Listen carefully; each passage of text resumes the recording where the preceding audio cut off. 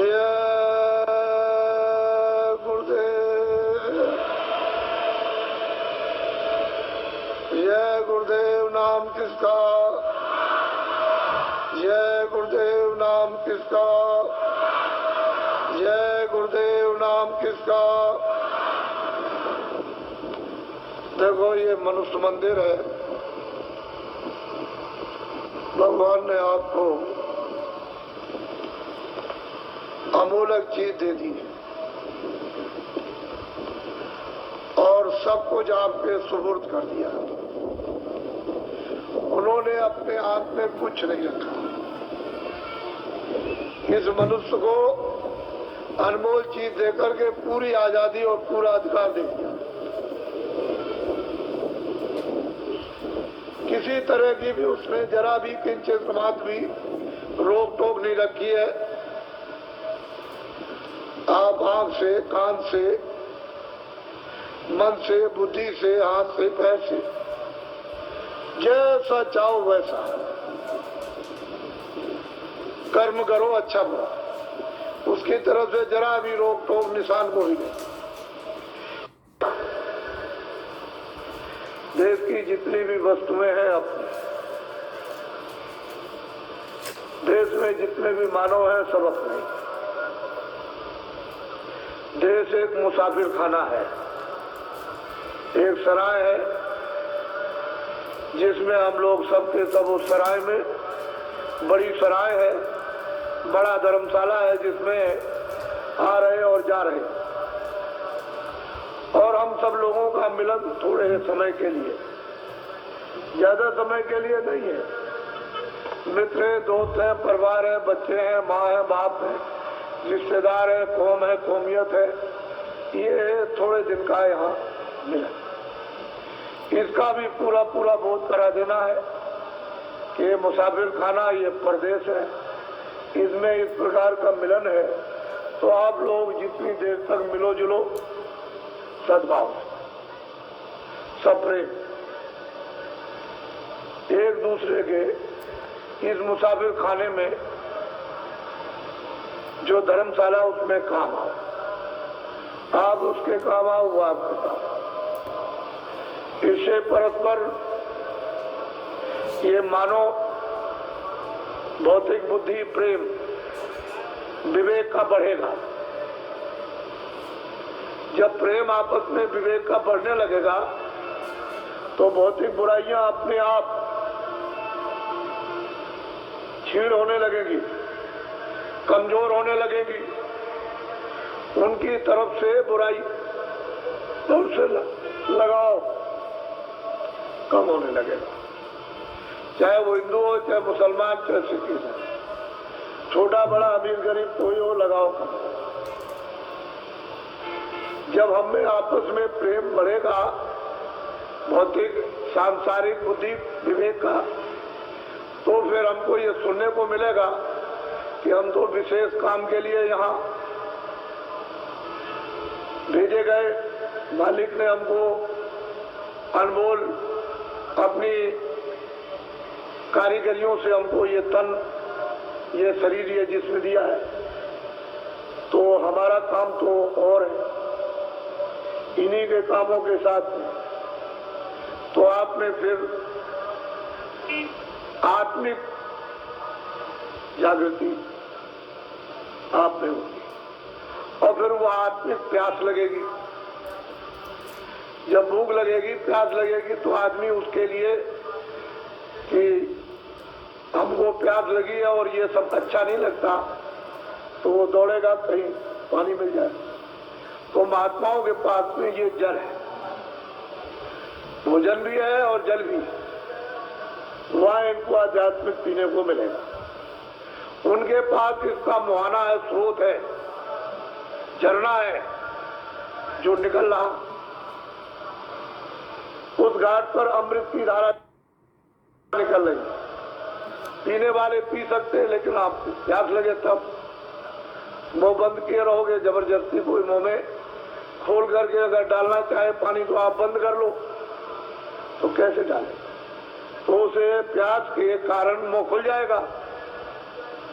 तो महापुरुष फिर शीतल, जैसे पपिया होता है, उसको जब प्यास लगती है तो इस पानी से उसकी प्यास नहीं जाएगी, वो घड़ों का घड़ों पी ले। लेकिन वो लेट जाता है पूर्णमासी के दिन और मुंह खोल लेता है कि मालिक मुझे बहुत प्यास लगी है, इस पानी से मेरी प्यास नहीं जाएगी।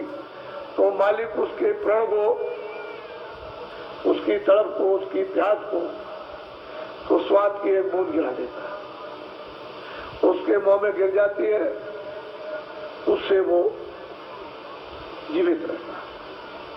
इसी तरह से महापुरुषों के पास जल है, भोजन है, वो आध्यात्मिक। लेकिन आप जब बाहर से अपना संबंध है, बाहर से अपने विचार और काम, भौतिक विवेक, प्रेम का नहीं बनाओगे, तब तक ये सब आपके लिए शत्रु है।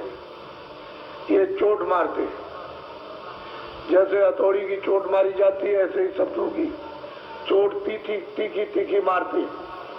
तो उससे मतलब यह है कि शरीर जो है व्याकुल हो जाता है, बेद जाता है और किसी के शब्द बर्दाश्त नहीं होते। लेकिन जब प्रेम हो जाएगा तो सब वही कड़वे शब्द जो मारेंगे जैसे फूल लग रहे हैं, आपके दिल दिमाग पर उसका कोई असर नहीं किसी तरह का। तो असल में चीज यह है कि ये जो प्रस्ताव पास हुए ये काम के लिए, दया आपके साथ शामिल है। वो जब आप चलोगे तो निमित्त मान बन जाओगे, दया काम करें। काम आपका कम और मेहनत कम और काम ज्यादा दिखाई देगा। ऐसा मालूम होगा कि पहले ही से कोई काम कर गया, लेकिन तुम निमित्त मात्र तो बनो। तुम निमित्त मात्र बन के जब तो प्राप्त करो, और तुम निमित्त मात्र नहीं बनोगे तो ये बोध और अनुभव कैसे होगा कि हमने कोई काम कर दिया। आपने काफले में देखा और लोगों ने सबने कानों से सुना, बुद्धि से सोचा कि लोग बैठे हुए हैं, कहते हैं घर भाई आपका काफला आज आ रहा कि कल निकल गया। कह लगे भाई वो तो अभी पीछे आ रहा, अभी तो नहीं निकला। कह लगे जो लाखों आदमी कल से निकल रहे झंडी लेकर के और जय गुरुदेव बोलते हुए, वो कौन लोग थे? हमने भाई वो तो काफला पीछे आ रहा। सब लोगों ने सुना काफला पीछे आ रहा। जब आपको ये अनुभव हो गया कि देश के भूत भी, प्रेत भी आपकी मदद कर सकते हैं, तो आप ये बात क्यों नहीं समझते हो कि दया हमारे साथ शामिल हो जाए, हम निमित्त मात्र बन जाए, काम करने वाले आगे काम कर देंगे। तुम समझोगे कि ये काम तो पहले ही से तैयार है। तो उसमें आपको ये राज नहीं मालूम। तो अभी जो तकलीफ आ रही है ये 92 का वर्ष है। इसमें विश्व और भारत के लिए इसमें राजनीतिक तरह तरह के उथल पुथल, ये नहीं कि सारे मुल्क, सारे विश्व और भारत में, और सामाजिक जातियों का उथल पुथल, साथ ही साथ में धार्मिक, ये सब उथल पुथल होगा। और सारे विश्व में आर्थिक, ये मत समझो कि ये आर्थिक रुपए पैसे का उथल पुथल भारत में नहीं, सारे विश्व में, चाहे अमेरिका हो चाहे रसा हो। आपको तो जरा ज्ञान प्राप्त करना चाहिए। जो इतना कट्टर कम्युनिस्टवाद, जिसके लिए मैं कहता रहा कि भाई चीन भी खत्म हो जाएगा, पहले से चिल्ला रहा, तो ये मजाक समझते थे। ये समझते थे बाबा जी ऐसे ही अंधेरे में कह रहे हैं, ये रसा खत्म हो जाएगा, ये चीन खत्म हो जाएगा, चीन बात खत्म हो जाएगा, ये बात खत्म हो जाएगा, और वो लोग मस्जिद में और मंदिर में जाने लगेंगे, और वो लोग अपनी देवी देवता की पूजा करेंगे। तो ये लोग उस समय पर मैं बोलता था तो मजाक समझते।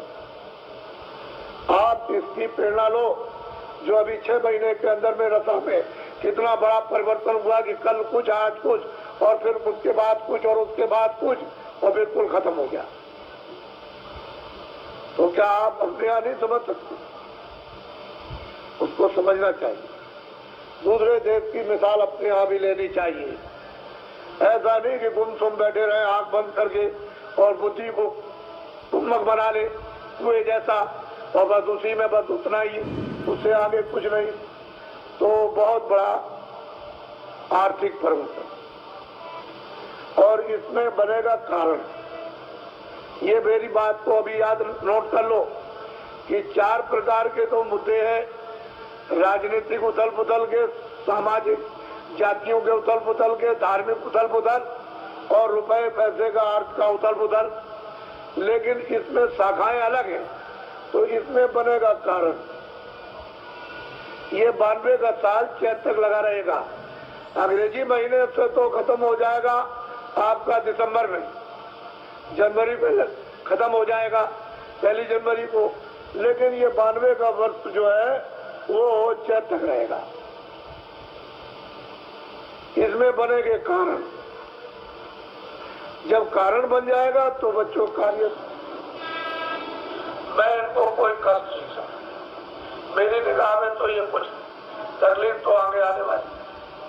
आप सब लोगों को तो ये प्रक्रिया पता नहीं कि कुदरत की, भगवान की क्या लीला। हम तो ईश्वरवादी है, मनुष्य मनुष्य बनो और अपने को दीनता स्थान पर बैठो, दीन होकर के। तो जब दीन बनोगे तो सब लोग आपको उठा लेंगे, गोद में उठा लेंगे, सत्कार करेंगे, सेवा करेंगे। बच्चा नन्हा मुन्ना होता है तो उसको किसी भी जात का हो, उससे किसी जानवर का हो, छोटा बच्चा भी सब उससे प्यार करो, क्योंकि उसमें कोई राग द्वेष तो है नहीं है, तो सब लोग उसको प्यार करते हैं, उसको खिलाते भी है। तो जब तुम छोटे बन जाओगे बच्चे की तरह से, तो सब तुमको प्यार करेंगे, तुमको खिलाएंगे। तो तुमको छोटा बनना चाहिए। छोटे बच्चे तो फिर मतलब यह है कि बड़े छोटे और बड़े बने, तो बड़े से क्या होता, बड़े से होता क्या, एक चिड़ी मार चिड़िया पकड़ने वाला, वो चिड़िया पकड़ के बाजार में ले जा करके बेचता था। छोटी छोटी चिड़िया पकड़ता था, बड़ी कोई नहीं पकड़ता था। बस एक पिंजरे में बड़े में ले गया और 2 आने की, 4 आने की, 2 आने की, 4 आने की, वो सब लोग आए और चिड़िया खरीद करके ले गए। तो एक बहुत चिड़ी मार, उसने कहा, अरे भाई तुम क्या देखते हो? कह लगे, भाई मैं देख रहा हूँ, मुझे कोई मजदूरी नहीं मिल रही, तुम देखते नहीं हो, ये चिड़िया ले आता है और बस आकर के यहाँ फटाफट 2-3 घंटे में बेच के चला जाता है, तुम भी चिड़िया पकड़ के ले आओ। तो वो बेचारा उसके कहने से गया, जंगल में इधर उधर देखता रहा, तो उसको देख करके चिड़िया उड़ गई, उस पेड़ से और दूर चली गई। तो एक तालाब में एक केकड़ा था, ऐसे बैठा हुआ था इस तरह से। तो उसने सोचा कि ये बहुत बड़ा भी है और मतलब ये है कि इसका दाम बहुत लगेगा। वो जितना चिड़िया सब बेची जाती है, जिनका दाम उससे ज्यादा इसी का दाम लग जाएगा। तो किसी तरह से उस केकड़ को पकड़ लिया, उसको पकड़ लिया और बाजार में ले गया, उसको बैठा। अब वो केकड़ा ऐसे करके बाजार में बैठा हुआ और छोटी छोटी चिड़िया सब लोगों ने 2 आने 4 आने की खरीद के चले गए और बेचने वाले भी चले गए। वो शाम तक अंधेरे तक ऐसा बैठा रहा। तो कहले, भाई तुम कौन हो? कह लगे, अरे भाई मैं तो आया था कि ये बड़ा है, एक ही पैसा दे देगा तुम्हें, तो ले आया पकड़ के। इसका तो एक भी नया पैसा नहीं लगा। इसके बड़े बनने से क्या हुआ? छोटी छोटी चिड़िया यानी बिक गई और ये इतना बड़ा है और ऐसा मूर्ख और बेवकूफ, इसका कोई भी दाम नहीं लगा। तो जब बड़े बन जाओगे तो आपका कोई मूल्य नहीं। छोटे में परमात्मा में, मानवता में, मनुष्यता में तो छोटा बनना ही चाहिए। और छोटे बनते हैं तो क्षमा करना, अंग्रेजों के राज में जब लोग सेठ साहूकार मंडियों से जब अनाज खरीदते थे, जैसे चना है, तो मुझे एक मुनि मिले, मैंने कि आप कहाँ रहते हैं? कह लगे, मैं तो बनारस रहता हूँ, मैं यहाँ अनाज खरीद रहा। क्या खरीद रहे? कह लगे, मैं चना खरीदता हूँ, मद्रास में भेज रहा हूँ। तो मैंने उनको 2-3 दिन ये मेहनत करते देखा, कभी 1000 बोरा, कभी 2000 बोरा, कभी 4000 बोरा रोज मतलब है खरीदे, और रोज मतलब ये कि वो ट्रेन से भेजे। मैंने एक दो उनसे पूछा, मैंने कि मुनीम जी ये बताओ कि इसमें मुनाफा कितना होता होगा।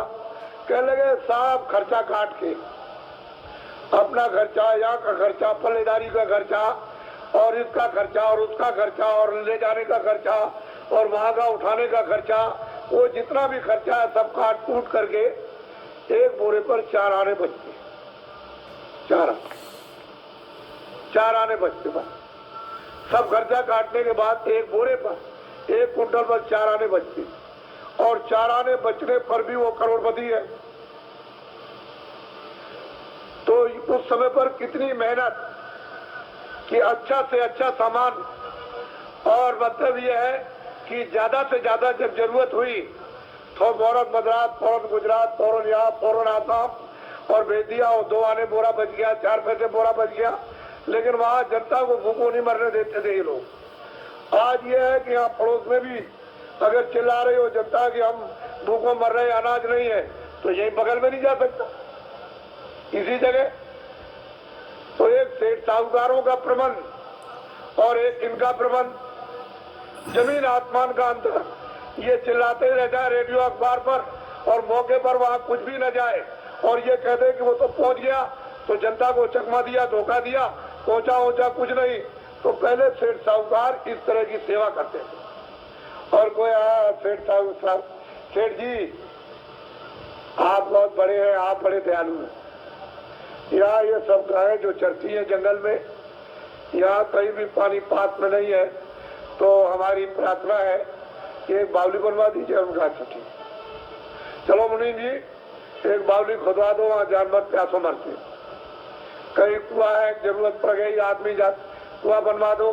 कह लगे बहुत आदमी आते जाते हैं, सेठ जी एक धर्मशाला बनवा दे। क्या चला, तो वो अपने उस मेहनत से के उस कमाई में से पुण्य भी करते रहते थे।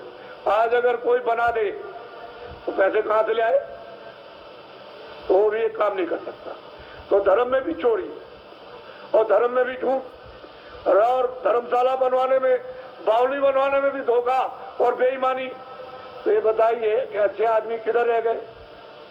एक युग जमाना ये था, अच्छी कमाई थी, सब लोग शुद्ध पवित्र रहते थे भगवान। और अब तो सब गड़बड़ हो गया। अब तो उसकी दिशा ही दूसरी है और वो आपको पकड़नी पड़ेगी थोड़े दिन के बाद। वो तो आप सब आपके सामने आ जाएगा, उसमें मतलब वो तो आपको पकड़ना ही है, बगैर पकड़े हुए काम होने वाला है ही नहीं। तो इसलिए उनको भी इज्जत मिलता था, कीर्ति होती थी, और वो भी समझते थे कि मेरी मेहनत में से कुछ लोगों की सेवा हो जाए, जनहितों की तो अच्छा है। आजकल कुछ नहीं, आजकल तो सीधा दिल्ली और भोपाल ले आइए, पूरी कमाई में से तो रख लेंगे वो और कहेंगे जो भी कमाओ ले आओ, या नहीं तो बेचारा क्या करेगा। इसी काम के लिए अच्छा समझता है कि ये कारखाने दुकानें सब बंद कर दी जाए तो अच्छा रहेगा। तो अभी ये दोषी, जनता कहती है ये दोषी, प्रजा कहते वो दोषी। तो ये सब बातें जो है अनर्गल, अनविचार, विवेक में कोई चीज जानकारी में नहीं, जो जैसे आया वो पकड़ा, उसकी दिशा वगैरह कुछ नहीं, बस चिल्ला रहे सबके सब। तो असल में पूरा का पूरा माहौल ही बिगड़ गया। अब धीरे धीरे आपको इस तरफ लाया हूं और इसमें ये चीज वहां तक पहुंच जाएगी, जंगलों तक। अब ये जंगलों के लोग भी चल पड़े और अपने आप को बदलने लगे। कितने कितने डकैत और चोर जो सरनाम थे, उन्होंने सब अपने अट्टे कट्टे, बंदूक, राइफलें बाहर की, ये वो सब उठा करके जमीन में गाड़ दी और अच्छे सज्जन बन के भगवान का भजन करें। कहने लगे मुझे महाराज अब कुछ नहीं करना, मैंने जो कुछ भी दुनिया में किया था सब कर लिया। अब तो मुझे अपने किए हुए की क्षमा याचना करनी है, पश्चाताप। अब मैं ये काम कभी नहीं कर, जब मेरी समझ में नहीं था मेरी समझ में। अब मुझको मतलब ये कुछ अंकुर, कुछ बुद्धि विवेक में आया, ये मनुष्य शरीर जो कुछ रह गया उससे कुछ काम कर लिया। तो कितने चोर, कितने डकैत बने, ऐसा मत तुम्हारे बीच में से उठा ले और तुमको लेके चले जा और आप कुछ नहीं कर सकते। ऐसे लोग यहाँ बैठे हुए हैं और अब साधु हो गए, कुछ नहीं, अब उनको तमाचा भी मार दो कुछ नहीं। नहीं तो उनको जरा कड़ी बात कर दीजिए तो बस समझ लीजिए कि आपका लापता हो गया, पता नहीं लगेगा। तो ऐसे ऐसे लोग बदल गए। और अब साधु सज्जन दयावान कि दूसरे की तकलीफ को देख के बर्दाश्त नहीं कर पाते। पहले क्या थे और अब क्या? तो ये तो हमेशा परिवर्तन होता है, कोई आज का कोई प्रमाण नहीं है। ये तो पहले के भी प्रमाण है, अब भी है और आगे भी रहेंगे। तो बहुत परिवर्तन हुआ। तो ये तो आपको उसका भगवान का आशीर्वाद मिल गया। अब यह संदेश आध्यात्मिक है। ये जीवात्मा बहुत सदियों से इस जिस्म में इन कारागारों में बंद है। वैसे तो आपकी आजादी जो थी उसी का आपने दुरुपयोग कर लिया, तो कर्म बंधनों में आप बंध गए, इसलिए ये सजा भोग रहे हो। ये पशु पक्षी चार ही खाने हैं, अंडज, पिंजर, उखमज और अस्तावर। जो अंडे से पैदा होते हैं वो सब अंडज, जो भी अंडे से पैदा हो उसको अंडज खान कहते हैं। जो पिंड से पैदा हो जेल से, वो सब पिंडज। उखमज कहते हैं जो जमीन से निकल आए, जीव जंतु आदि जब निकल आते उसको उखमज खान कहते हैं। और अस्तावर कहते हैं वृक्ष आदि जो पृथ्वी पर खड़े हुए। तो ये जीवात्माएं कर्म करके अस्थावर में यानी वृक्ष आदि उन्हीं में चली जाती और हजारों हजारों वर्ष तक जो है वहां खड़ी रहती। ऐसी जगह पर उनको जन्म दे दिया जाता है। जैसे नाखून है तो इनको आप काट दीजिए, यानी पके हुए नाखून तो कोई तकलीफ नहीं, ऐसे डाल काटिए, ये काटिए, ऐसे काटिए, तो जीवात्मा को कोई भी उस पर तकलीफ नहीं, कोई आवाज नहीं। उस तकलीफ का नाखून काटिए, बाल काटिए, मूछे काट दीजिए, दाढ़ी रोज बनाते हो तो आपको कोई तकलीफ नहीं। लेकिन चमड़ी काटो तो फौरन चिल्ला पड़ोगे, कच्चा नाखून काटो चिल्ला पड़ोगे। तो कुदरत ने ऐसी चीजें बना करके आपको दी है कि जीवात्मा को जहाँ जरूरत है वही तकलीफ और एहसास होता। तो वो योनि है 4 खाने 84। अब नस्लें हैं 84 लक्ष्य नस्लें हैं। पिंडज खान में कई नस्ल के पंछी, कई नस्ल के जीव जंतु, कई नस्ल के सांप, कई नस्ल के पंछी, कई नस्ल के कीड़े हैं, कई नस्ल के जानवर हैं। ये सब छोटे बड़े जानवर। तो ये अलग अलग कई नस्ल के पेड़ हैं, कई नस्ल के उपजीव है। तो उसमें 84 लक्ष्य, ये 4 खाने। तो इसमें जीवात्मा बेचारी बंद, अपने कर्मानुसार सजा देती गई, बोल रही। आपको कोई अधिकार नहीं है कि भगवान ने उसको सजा दी है तो आप उस पर जुल्म करो। तो किसी जीव जंतु को आप अपनी समझ से उसको काटो ना। पशु हो, पंछी हो, कोई भी हो, आपको काटने का जिसको जिसने बनाया वही उसका जिम्मेदार है। वो बना भी सकता है, बिगाड़ भी सकता है। तो बनाएगा और बिगाड़ेगा। आपको अधिकार नहीं दे। क्यों कि आपको बिगाड़ करके फिर उसमें भेज देगा, सजा दे दे, तो फिर कितनी पीड़ा, कितना दर्द होगा। और नरक है अलग, वो दिव्य नेत्र ज्ञान चक्षु से देखने को मिलते हैं। लाखों लाखों मीलों की लगियां होती हैं, यानी बांस जैसी लगियां। तो उन पर बड़े बड़े नुकीले ऐसे खोज करके और ऐसे जलाते रहते और वो तड़पते रहते हैं उसको करोड़ों करोड़ों वर्षों तक। 1-2 नहीं, कितने जलाने वाले लगे हुए, वो जलाते रहते हो, चिल्लाते हो, वहां कोई नहीं जाता, कोई है ही नहीं। कौन सुनेगा उनकी तकलीफ को? तो जो किया है तो भुगतरे दिया। और तूने गुरु पूरा ढूंढना किया।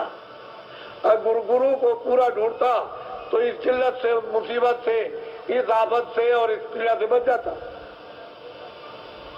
तूने तो किया नहीं, तो इसमें लगा रहा। तो और एक नरक नहीं, अनेक नरक। जलाने वाले अलग, दूसरे नाम के सड़ाने वाले अलग, तीसरे नाम के काटने वाले अलग। ये अलग अलग है, ये अनेकों नरक। उसने इनकी सजाओं के लिए सब स्थान बना रखे और वहां उनको डाल, रोते चीखते चिल्लाते कौन से। तो इसलिए ये मनुष्य शरीर जरा सी गलती पर अगर निकल गया तो बस फिर उसमें देर क्या लगती है, और उधर में बंद कर देगा तो आपके बस की बात हो, आपके कोई बस की बात नहीं। कोई जब बाहर के लोग नहीं कुछ कर सकते हैं तो वो तो अंदर से पकड़ के ले जाते हैं। बाहर की आंख और कान और ये वो एक दूसरे का कोई देख नहीं सकता, अंदरी से अंदर ले आए, अंदर से निकालेंगे और उधर निकाल करके उसमें अंदरी से डाल दिया, उस शरीर में बंद कर दिया बस। तो ये अवगत यानी अधोगत, ये जीव को बेचारे को मानव शरीर पा करके फिर मिल गई, और मनुष्य शरीर जो आपको मिला वो अमोलक। तो मनुष्य रूपी ये दोनों आंखों के मध्य भाग में जीवात्मा ऊंचे शिखर पर बैठी है। तो आशा तो बासा, जल की आशा वाले जल में बासा, भाई आशा के मुताबिक तो बासा हो गए। तो जल पृथ्वी की आशा वाले पृथ्वी में बासा, जो जहां आशा बांधेगा इस जड़ में वही तो उसको जन्म होगा। आपने देखा होगा पत्थर की चट्टान है और उसके अंदर एक कीड़ा, एक लंबा सा 1 फुट का 6 इंची का सामने दिखाई देता है बिल्कुल, और वो जिंदा है। अपने मतलब है कि पैरों को भी चलाता दिखाई देता है, और मतलब ये बैठा हुआ है, अपना मुंह भी उठाता है। लेकिन आपने कभी ये सोचा है कि इसको हवा पानी खाना कहाँ से मिलता है? उसकी आशा इतनी तीव्र जड़ में कि देखिए उसको जड़ में जन्म दे दिया, और उस पत्थर के अंदर उसकी परवरिश हो रही है। तो कहते हैं अजगर करे न जागरी, पंछी करे न काम, दास बलूका कह गए सबके दाता राम। तो आप अपने में विश्वास क्यों करते हो कि जो उसने प्रारब्ध हमारे लिए बना वो तो हमको सब मिलेगा, अब कुछ कर्म कर लो, कुछ भगवान का भजन कर लो। तुम इसके लिए रात और दिन लगे पड़े हुए हो, न तुम समझते हो अच्छा न बुरा, इसमें लगे हो तो ये कुकर्म जो हो रहा तो फिर मनुष्य शरीर मिलेगा। तो ये जहाँ आता था आप समझते नहीं हो, आपको मालूम ही नहीं था। लेकिन ये जीवात्मा जो दोनों आंखों के बीच बैठी हुई है और अंधकार में अगर तो यहाँ जगा लो, इसकी आंख खोल लो, कान खोल लो, तो इसमें चेतनता ना आ जाए वापिस। और ये चेतन जब जगे तो उस चेतन को प्राप्त कर ले जो भंडार है, ये यहाँ से निकल जाए। फिर ये जन्म मरण में क्यों आएगी, क्यों सजा भोगेगी? वो तो ज्ञान रूपी अग्नि में ये सब, वो तो जल है, उसमें सब हो जाएगी और सच्चे बड़ी महात्मा मिल जाए तो फिर ये हमारा जो जीवन बचा हुआ था असली चीज ये है कि ऊपर जाने पाप ये सब कुछ नहीं। मैंने बताया था कि मन है, बुद्धि है, चित्त है, काम है, क्रोध है, लोभ है, 10 इंद्रियां हैं, इनकी अलग अलग डोर है। आँख की अलग डोर, कान की अलग है, नाक की अलग है, सबकी अलग अलग इंद्री डालों से आप पैदा बड़े बड़े जगह में करने वाले और लोग देखो महापुरुषों से माया भी करती है, काम भी करते हैं और मतलब देवी देवता भी और महापुरुषों में तो आपको एक चक्कर में जाना। तो आपको जब किसी को मालूम ही नहीं है कि डोरी किसके हाथ में है तो बताए इसको उसमें पहुंचना है। इंद्रियों का इंद्रियों में, काम का काम में, क्रोध का क्रोध, सभी काम कर सकेगा नहीं। जीव का कौन काम कर रहे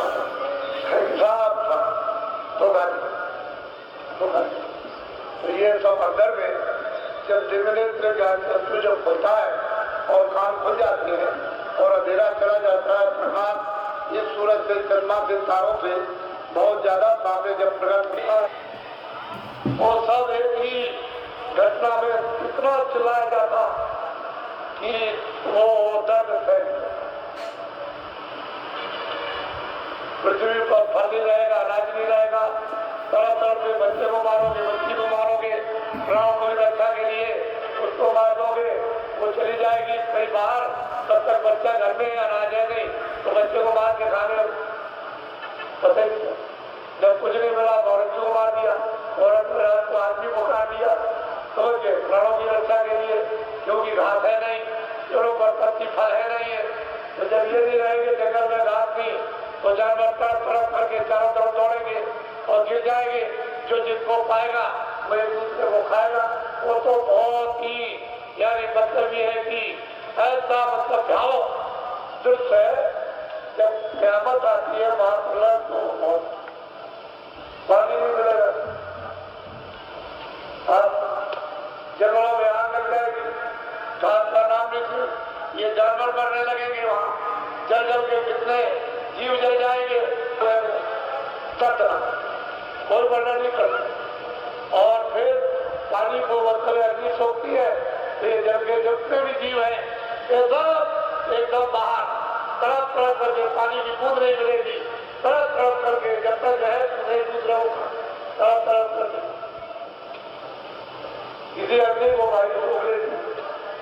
और वायु का न यहाँ मंदिर न मैजिक का ये पृथ्वी न वायु न कोई गीता न रामायण, उसी आकाश जब इसने वायु को खींच लिया तो आकाश में सब, और आकाश और सबको माया वस्तु में तो स्वर्ग और मैकुंठ जितने भी 14 भवन 14 लोग और 14 करोड़ के साथ ये सब ब्रह्मा महादेव जितने भी देवी देवता, ये 9 करोड़ दुर्गा 10 करोड़ समूह और 33 करोड़ साथ के साथ पूरे के पूरे सिमट जाते हैं और उन्हें आज्ञा करती को नृसिंह भगवान और नृसिंह भगवान को और इसको सब ऊपर माया नरसिंह उत्तर को धरेती है। जितने भी वहां के लोग जो चले वो सबको धरेगा, फिर इनको सबको धरेते ये सब समझते थे। इसके आने को लोग उसके बाद सरकार सबको समझते थे कुछ नहीं। जहाँ निरंजन भगवान ने उसी की आवाज पर यह संरचना टिकी हुई है तो धीरज बंद कर दिया, क्षणों में सोच नहीं। जब सूरज को जब खींचता है तो जरा अपना ऐसे खींचा बस शरीर नीची हो, उसी सूरज के ही उस शक्ति और उसके ही प्रकाश से टिका हुआ और जरा तक खींच के अलग किया बस ऐसे ही वो बंद करता जब आवाज तो यहाँ सिर पर टिकेगी, कोई चीज टिकने वाली है नहीं। और तरह के बात से ऐसे ऊपर का वो फिर मतलब है कि माया वो प्रकृति बंद करेगी, आद्या मां शक्ति निरंजन बंद कर लेंगे, माया बंद करेगी, फिर वो ब्रह्म बंद करेंगे आवाज, ऐसे बंद कर लेते वक्त ये सारी रचना सत्य नाम आवाज और बात पूरा का पूरा ये सब उसी पर और उसी आवाज पर हम उतरे और दोनों आंखों के पीछे बैठा दिया तो आवाज तो चल के आ रही है। अगर बिल्कुल ही आवाज बंद हो जाए तो सेकेंड एक क्षण में एक शरीर के अंदर जीवात्मा नहीं रह सकती है तो आवाज का ठंडा का सहारा और जब आंख खुल जाते हैं तो प्रकट हो जाती है। उसी को कहते हैं नाम जी जब जागे जोगी, उसे नाम को जगाकर जब जीवात्माएं उससे संबंध कर लेती है, जुड़ जाती है, पकड़ लेती है योग पर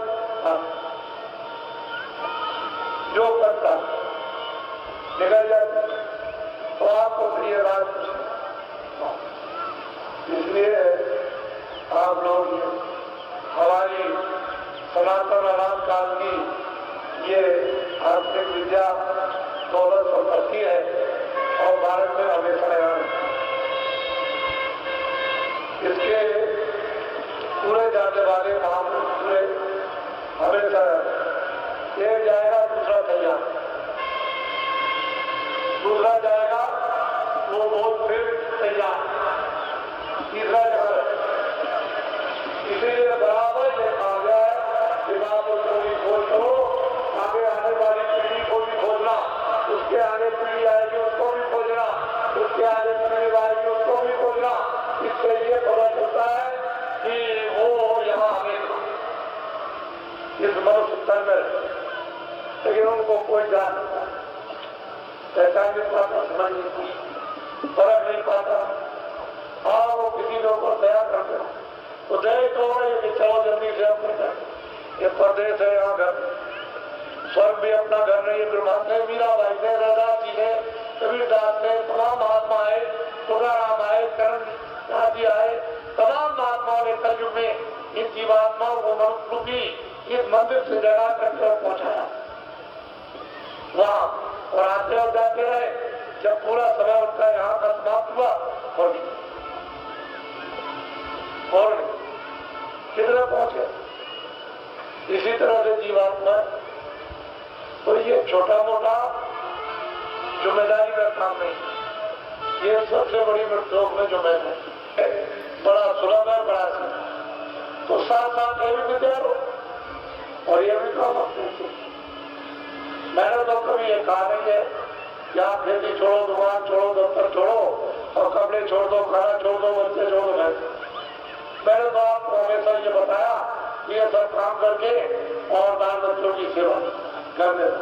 रास्ता मैं सीधा बताता हूँ, मदद कर दूंगा आपकी, तो जल्दी से सारा मिल जाएगा।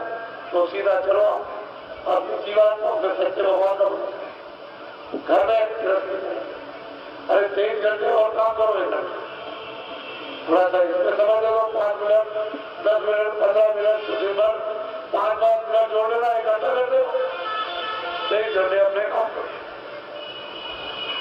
तो ये सुना।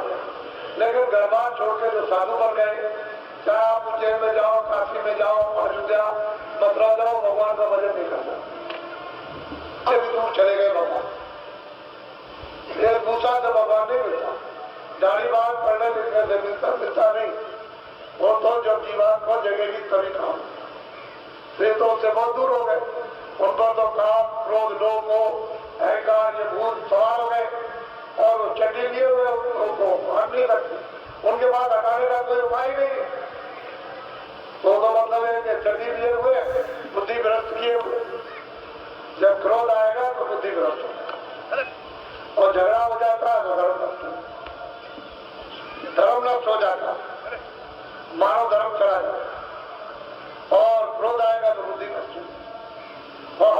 आप जब ये काम करोगे तो फिर ये तो हो ही जाएगा। तो महात्मा बन के आपने झगड़ा किया और क्रोध आपको आ जाए, बुद्धि नष्ट हो। आपकी समझ में अध्यात्म क्या है और कितनों की जाने चली जाए, धर्म के नाम पर क्रोध आए, बुद्धि भ्रष्ट हो जाए, कितनों की जाने दे दो, तो दया कहाँ रह गई। इसलिए दया तो कल्याण ये तो आपको रखने को, और जब दया जीवों के प्रति नहीं होगी तो क्या जीवो। सब जीवों को मुझको मान, इन जीवों में होकर के मुझको मांगे, मुझको देख ले कि मैं यहाँ पर हूँ, मैं इनसे अलग हो गया हूँ, मैंने इनको अधिकार दिया है, ये खेल है और तू इस पर दया, तो दया करोगे तो ऐसा नहीं।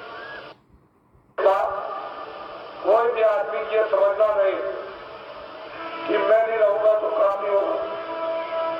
सब अपने आप को नए सोचो कि मैं बिल्कुल नया हूं, पुराने से पुराने जो 20 साल के 30 साल के अपने आप को नए। जब तक ही आपको आदेश न मिल जाए कि आप किसी का काम करो, तब तक ये काम करना नहीं, ये सब हो जाए तुम्हारे ऊपर आएगा और बड़े से बड़े नर्क में सजा मिलेगी।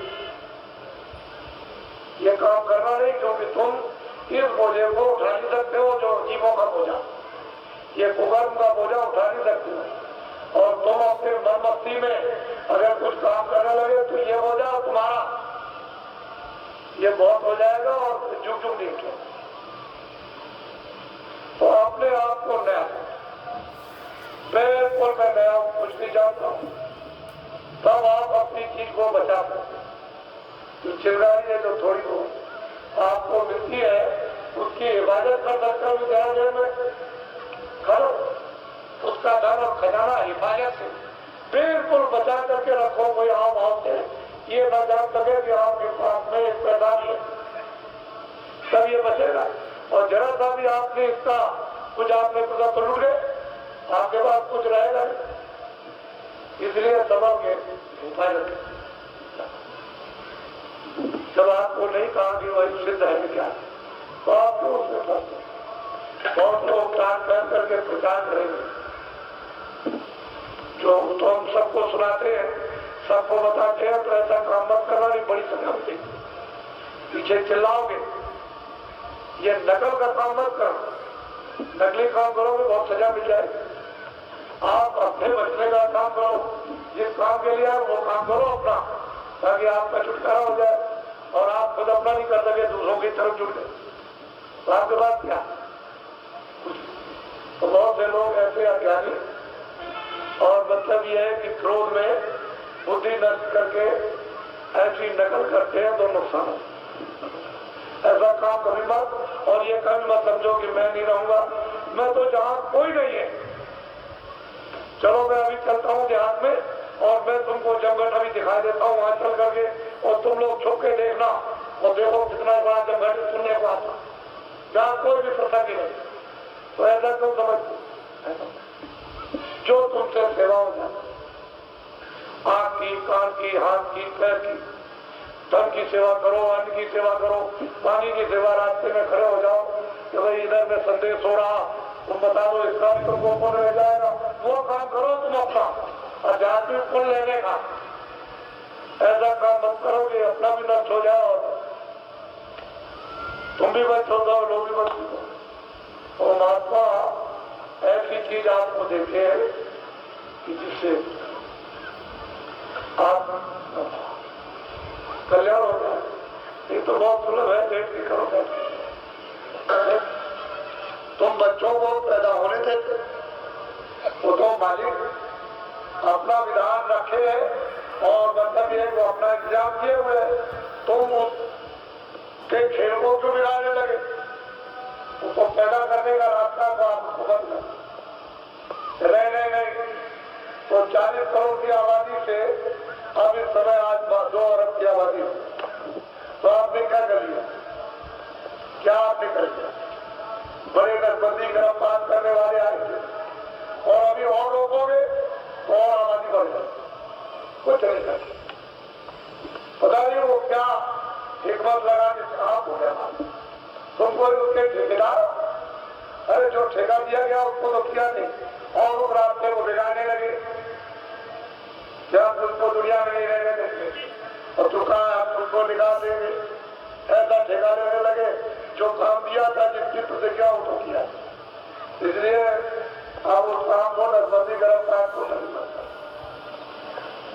इसको ध्यान में जो किया है, एक बार देवियों जब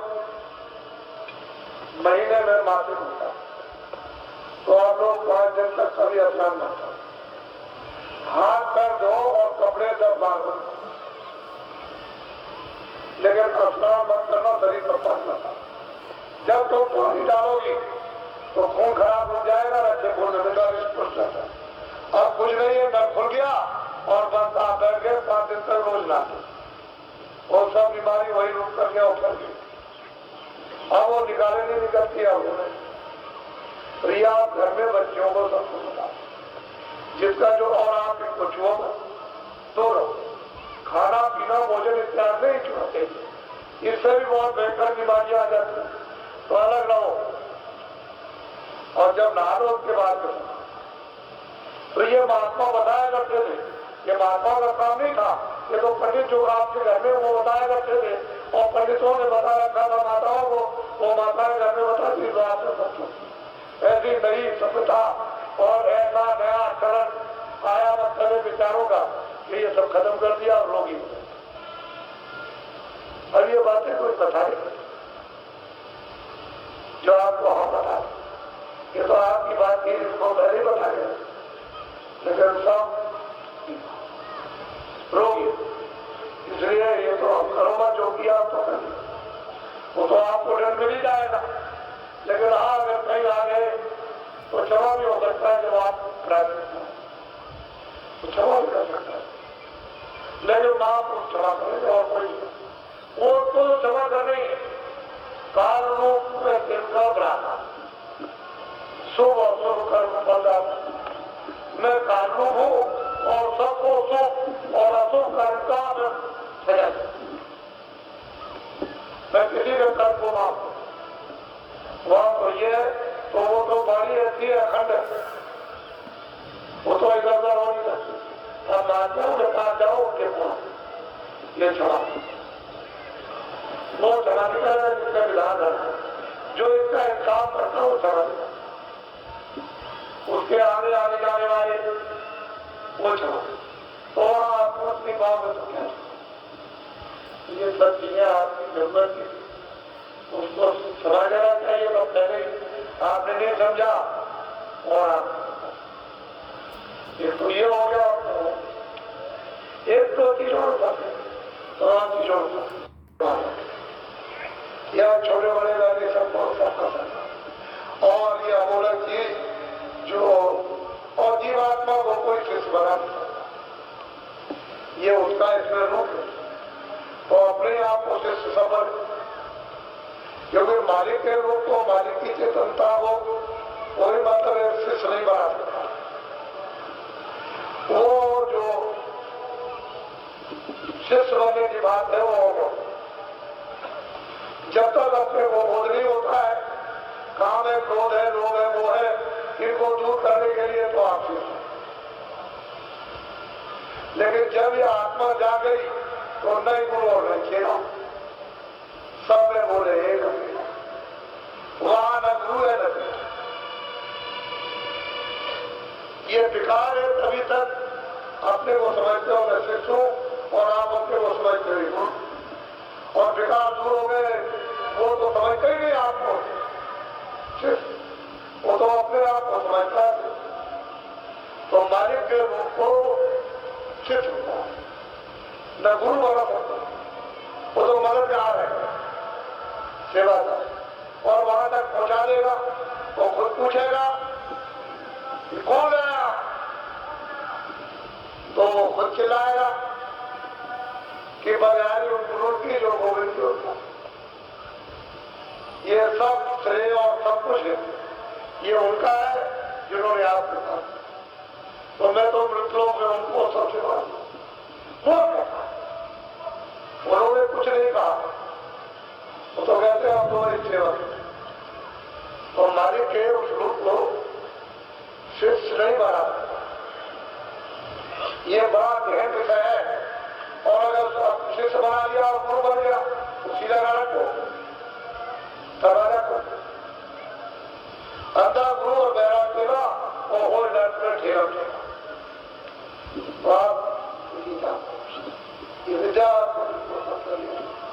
उस तरफ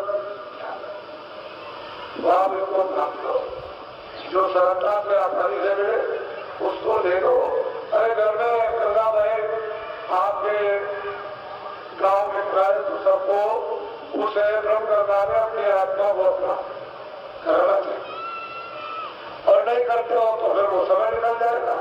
वो तो मतलब व्यक्ति में निकल गई और फिर सूखे तो आप क्या ये भागीरथी थे वो ब्रह्म गंगा जाएगा, ब्रह्म लोग से उसकी धारा आत्मा की आवाज उन लोगों में बड़े बड़े दरिया रहते हैं।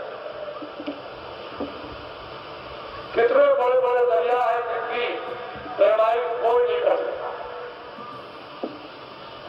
और उन्हें निर्मल स्वच्छ तालु का मिट्टी का कोई नाम निशान नहीं। और नीचे देखो तो कितने लाख नीचे दिखाई देता हो पानी में, अब पानी कहे कि क्या तो मालिक ऐसे ऐसे दरिया जब ये रूहें जाती है जीवात्माएं उसके किनारे तो स्नान करते, एक तो ही दो नहीं नदियों के किनारे स्नान करती है। मालूम होता है कि सारी आत्माएं तो यही नहा रही होगी।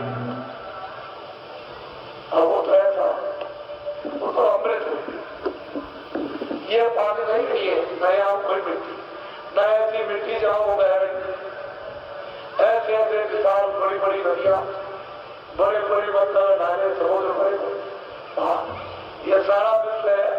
वो मतलब ये भी मालूम होता है कि एक इतना था ऐसे ऐसे उन लोगों जब वो सोते देखती है तो वहां का इतना नया तो यहाँ भी क्या नहीं, ऐसे आपके लिए उसने आराम आनंद उन लोगों में रचना ये सब मतलब ये कर रखी है। सब कुछ आप यहाँ गलीज में पड़े हुए हुआ था। ये तुलसीदास जी ने जो लिखा है त्रिवेणी में यहाँ त्रिवेणी नहीं है, तो त्रिवेणी की नदी बनी, ये त्रिवेणी वहां क्या है? ये तो बालू मिट्टी की त्रिवेणी है, वहां तो मिट्टी नाम में था, वहां स्नान। प्रकृत तार प्रभु उर्वासी ब्रह्म नीय विरज अवनाशी कहा मोकर कारण। कहते हैं सबका सज्जन हाथ होता है, लेकिन रास्ता है नाम को आवाज को पकड़ो तो पकड़ के चल चलोगे। उसने पौड़ी बना रखी है सीढ़ी, तो चल चलो सीढ़ी पर, वहां पर धीरे से चला अपने आप तो चल के जाना पड़ेगा। तो मुसलमान सिख ईसाई कोई भी विवाद सामाजिक हो या जातियों का हो या ना, मोहब्बत प्यार से सब कुछ हल किया है। मोहब्बत प्यार में इतनी शक्ति और ताकत है कि किसी के भी दिल दिमाग को जीती। मोहब्बत प्यार में मुसलमान की लड़की हिंदू के साथ, हिंदू की लड़की मुसलमान, और माँ बाप समाज के लोग कुछ। मोहब्बत प्यार में मकान और जमीन, मोहब्बती प्यार में सम्मान में ही लोग दान देते, ये सब। और मोहब्बत और प्यारे में लोग सब घर बार छोड़, तो मोहब्बत और प्यार बहुत बड़ी थी, और वो हम सब लोगों ने आप मंदिर ले जाओ, घर ले जाओ, ये ले जाओ, और मोहब्बत प्यार नहीं है, मान सम्मान नहीं, तो मतलब ये है कि कोई चीज नहीं है, तो वहां जगह हो जाएगा कतले। तो अपने लोगों को इस धर्मनिरपेक्ष और प्रजातंत्र में कतले आम करता। ये राजनेता अपने अपने स्वार्थ के लिए, दिल्ली के और प्रांतों की गति के लिए हिंदू मुसलमानों का सबको ईसाइयों कतले आम करता। जब देखेंगे तो एक दूसरे मुल्क को कतले आम करा, अपने लाभ के लिए करोड़ों मर जाए अभी, बस कहेंगे कि हमको बड़ा अफसोस, करोड़ों चले जाए एक ही झटके, कहेंगे हमको बड़ा अफसोस, 2 करोड़ मर जाए अपने साथ। आप लोग इनसे बचो, घर में रोटी बनाते हो और रोटी को न पलटी जाए, उस गर्म तवे पर रोटी बना के डाल दिया जाए, न पलटा जाए तो क्या हो जाए? क्या हो जाए? जो बोलो, तो ये तो आप समझते हो कि जल जाएगी, और कुत्ते को बुलाओ, चुकाओ और रोटी डाल दो तो चुप कर देते। लड़के को अगर दे दोगे तो ऐसा यही रोटी किसके काम आई? रोटी भी गई, लकड़ी भी गई, और मेहनत भी। आपने सब जो भी विचार भी केवल इतना ही तो आपको करना था कि तवे में डाल कर भर दे, तो आटा भी चला गया, मेहनत भी चली गई, और किसी का काम नहीं। तो फिर पलट दो और तुरंत फिर पलट, और फिर पलट के उठा के चिपटे से जरा सा आग को गर्म, उसकी गर्मी से पक जाएगी और उसमें मिठा पाएगी, तो सब लोग उसको खाएंगे। बहुत दारू और शराब का नशा, ऐसा नशा देश में है, जितनी भी छोटी और बड़ी से बड़ी बुराइयां ये सब इस दारू के नशे से आती। अगर एक नशे का देश में ध्यान तो 90% बुराइयों का नतीजा होता है। और करके देख लीजिए, बाकी जो 10% रह जाए वो तो अपने शरीर को ठीक कर लो। तो आप जो कमजोरी जाहिर करते हुए जाए, इससे आमदनी होती है, तो बुराई से आमदनी करके और फिर इसकी भलाई का सबक। ये तो जब आप चोरी और डकैती का धन इस पर खर्च करोगे तो इतना भी अपनी करा जाए, वो भी हाथ से निकल जाए। तो बोलो